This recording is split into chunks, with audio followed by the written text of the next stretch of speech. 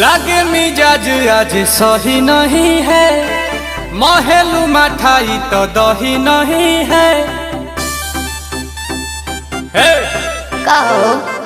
लागे मिजाज आज सही नहीं है, महलू मठाई तो दही नहीं है। पानी में चीनी जैसे घोले राजा जी, घोले राजा जी।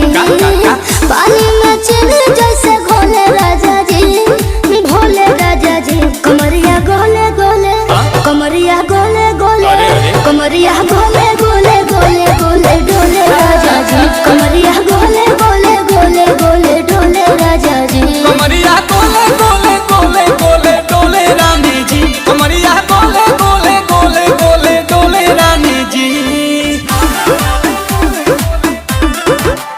लागलू ऐठे आ कोहरा में बैठे, करे करे जा धक्का धक। कहेलू झूठे की जाला ना उठे, होखेला हमारा तो शौक। हटना सुनो ना ये जी सैया, दवा हमरे जी सैया।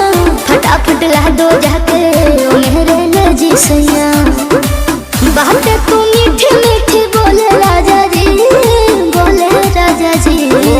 बातें तू मीठी मीठी बोले राजा जी, बोले राजा जी। कमरिया गोले गोले, कमरिया गोले गोले, कमरिया गोले गोले गोले गोले डोले राजा जी। कमरिया गोले गोले गोले गोले डोले राजा जी। कमरिया गोले गोले गोले गोले डोले रानी जी। कमरिया गोले गोले गोले गोले डोले रानी जी।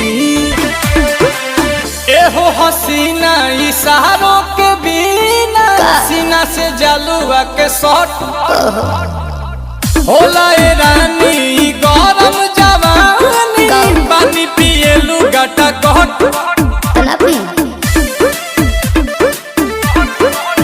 पिया कमरे में चलो जरा सा